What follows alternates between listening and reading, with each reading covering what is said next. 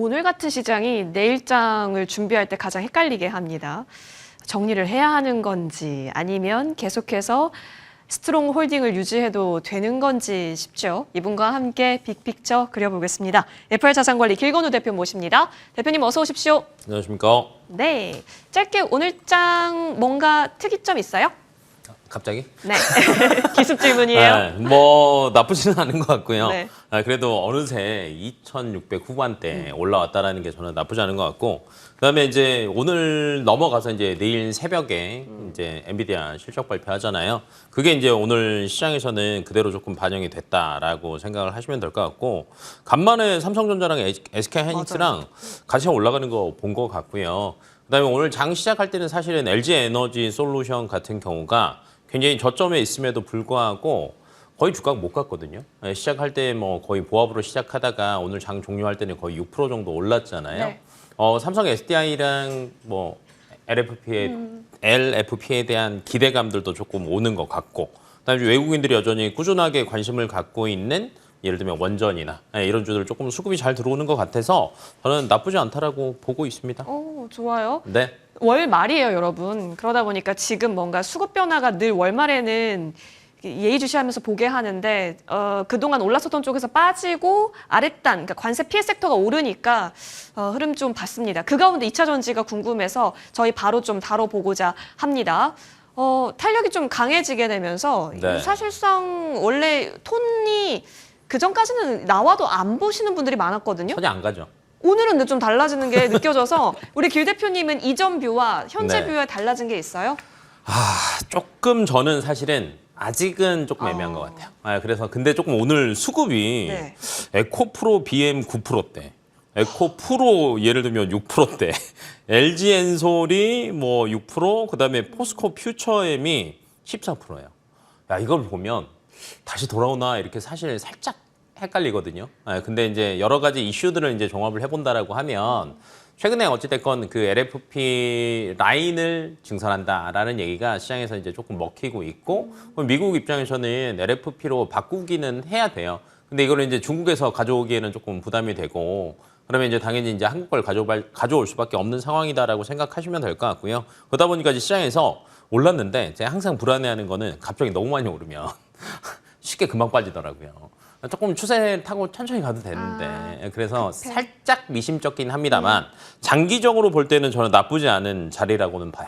왜냐하면 최근 들어서 주가 많이 빠졌고요.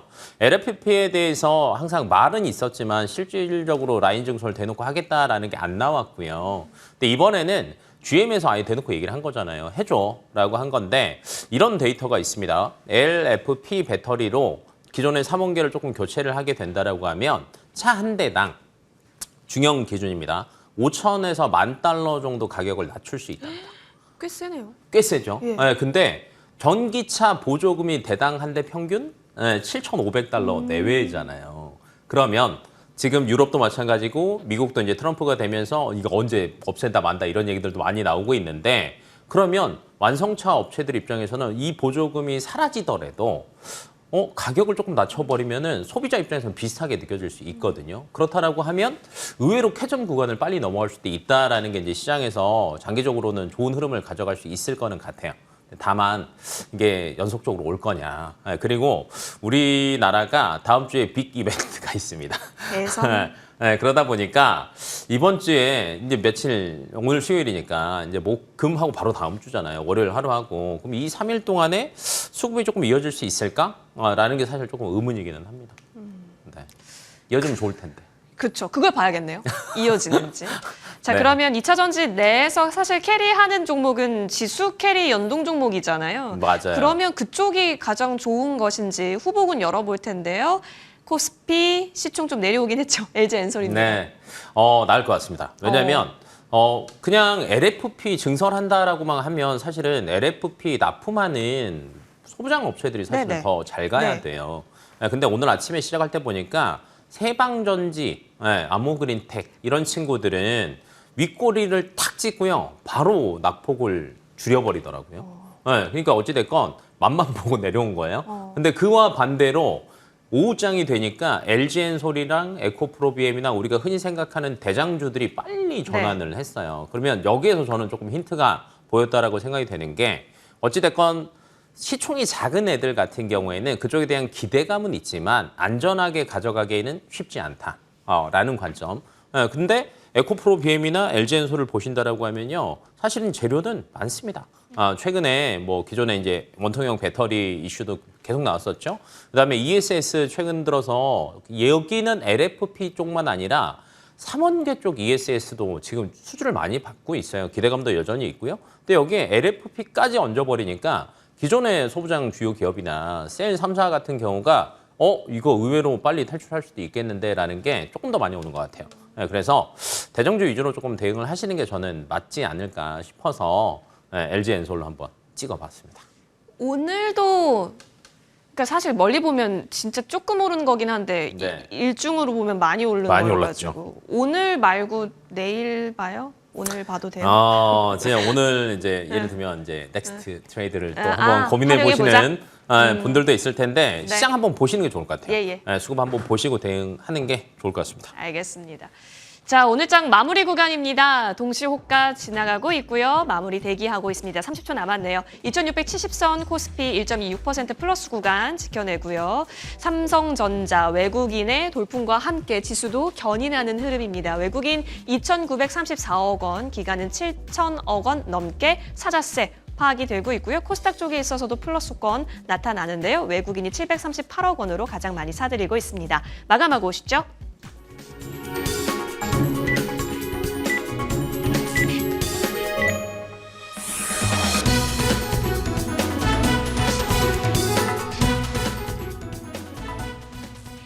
네, 수요일장도 강세로 거래를 마쳤습니다.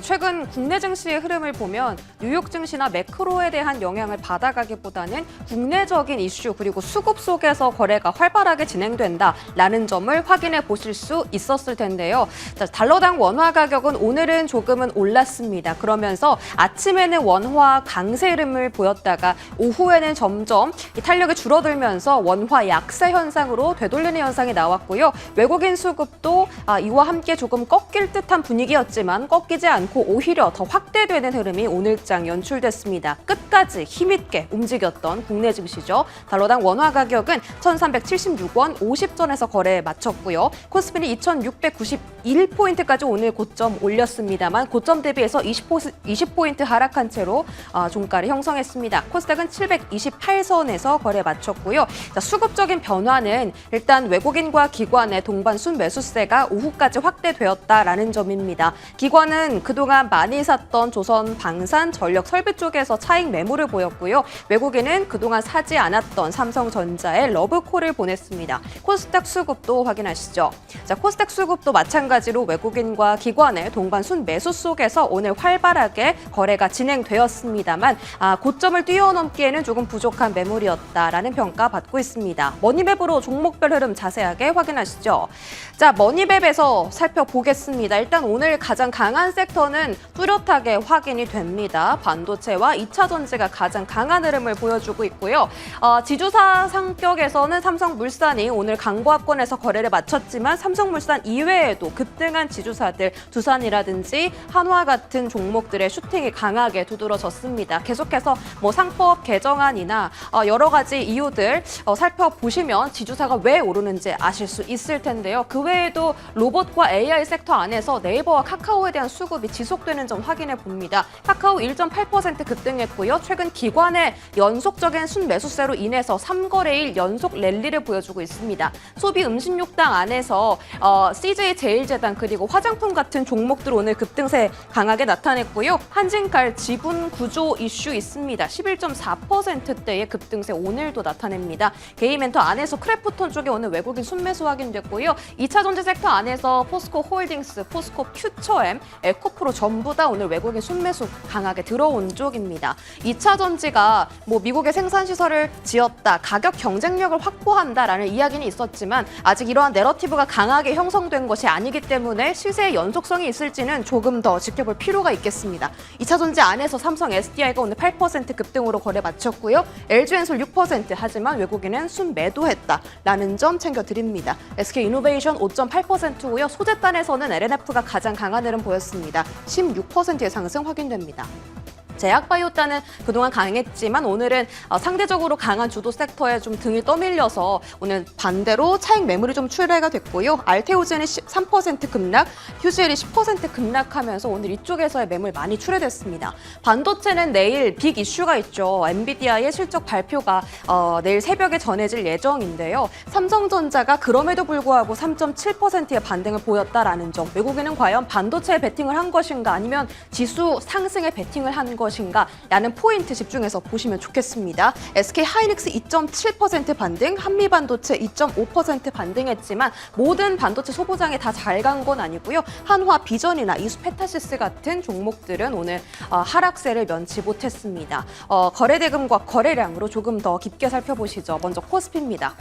코스피 쪽에서의 거래량, 오늘 두산 에너빌리티가 좀 많이 조정받았습니다. 두산 에너빌뿐만 아니라 조선과 방산에서도 차익 매물이 강하게 출회됐는데요. 거래량까지 조금 동반이 되면서 오늘도 삼성전자를 넘어서는 거래 대금, 활발한 거래량 확인되고요. 삼성전자 3.7%의 급등세. 오늘 뭐 엔터주 쪽도 상당히 강했습니다. YG 플러스가 8% 가까운 급등세를 보이면서 종가를 형성했네요. 거래 대금 쪽에서도 역시나 삼성전자가 강한 거래 대금을 동반하면서 오늘 55,000원대를 넘겨섰는데 내일도 이러한 흐름이 나올까요? HBM 쪽에 조금 더 포커싱이 나올지 엔비디아 실적 이후의 주가 반응 함께 체크하시죠. 현대 로템, 한화 에어로스페이스 오늘 전부 다 조정인데 거래 대금까지 같이 실렸다라는 점, 한화 시스템, 현대 건설 쪽에서도 확인되고 있습니다. 코스닥으로 넘어갑니다. 코스닥에서의 거래량 상위는 셀리드가 차지했고요.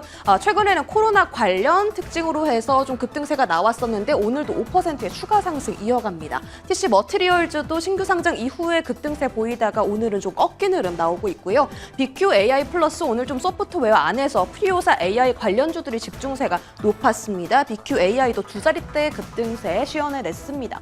거래대금 상위 안에서 나우로보틱스 신규 상장 이후에 오늘도 최고점을 달렸네요. 8.7%의 급등세 확인되고요. 오늘 또 숨은 강자가 있습니다. 실리콘도 7.4%의 급등세 확인됐는데 외국인과 기관의 동반 순매수세 포착되기도 했습니다. 자, 오늘 이렇게 제각각 올라가는 종목들, 강한 종목들이 다 달랐는데 과연 내일은 어떤 섹터와 어떤 종목에 좀 포커스를 맞추면 좋을지 지금 빠르게 알아보시죠.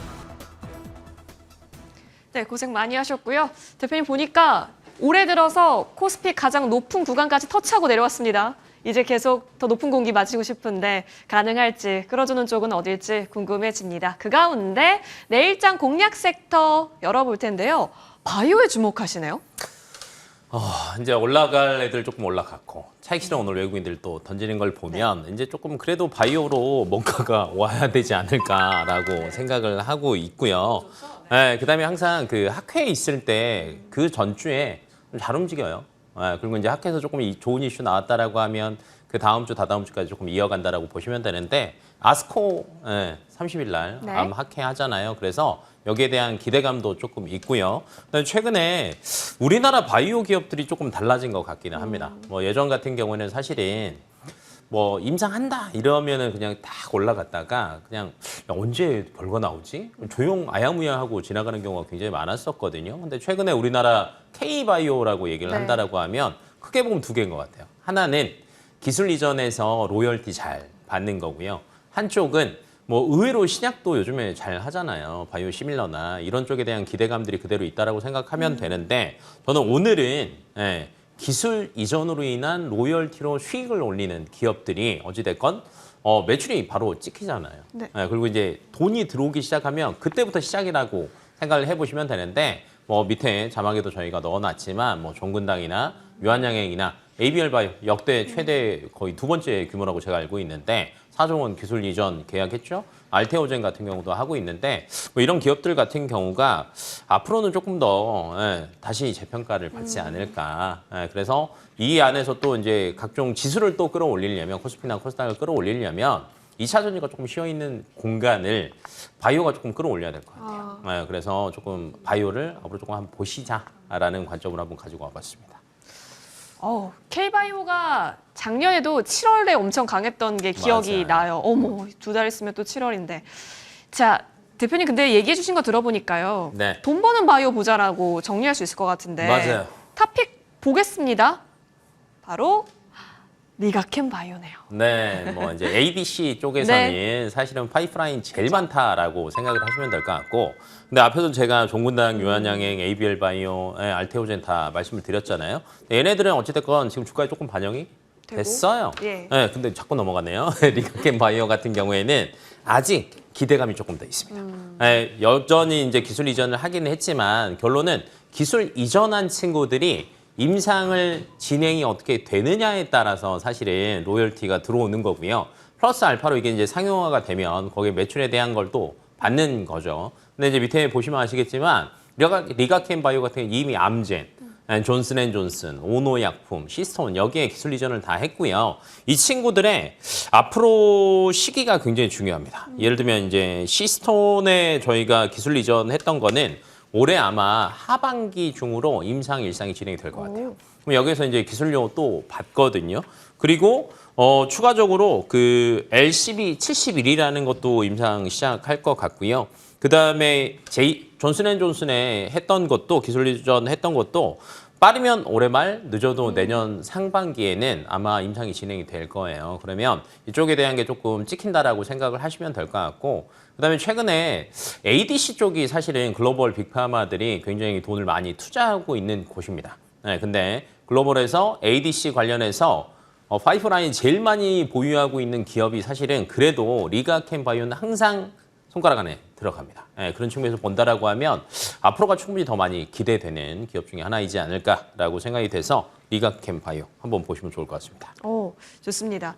자, 그러면 이제 반영시킬 부분에 있어서 기대할 수 있다라고 한다면 어디까지 바라보시는지도 점검해 주세요. 네, 리가캠 바이오 같은 경우가 오늘 주가 보니까 조금 빠지기는 했어요. 한 1% 정도 빠졌는데 최근에 기간이 굉장히 많이 담고 있어요. 이런 기대감들이 그대로 이제 반영이 됐다라고 이제 생각을 하시면 될 것 같고요. 전고점이 14만 원대거든요. 저는 사실 개인적으로는 올 하반기 중에는 전고점은 무조건 뚫을 것 같아요. 돌파한다. 네, 그래서 전고점에서 한 20% 정도는 업사이드가 있지 않을까라고 예상을 해서 한 17만 원 정도 대응하시면 좋을 것 같고요. 반대로 이제 손절 라인 같은 경우에는 10만 원 깨지는 거 어려울 것 같습니다. 현재 기술 이전 한 걸로만 보더라도. 네, 그래서 조금 아랫단인 한 10만 원 정도 손절 라인 보시면 좋을 것 같습니다. 좋습니다. 네. 리가캠 바이오까지 여러분 탑픽으로 챙겨보시면 좋겠고요. 길건우 대표님과 저는 여기서 물러납니다. 이어지는 머니투데이 방송과 함께 내일장 전략 세워보시죠. 시청해주신 여러분 고맙습니다.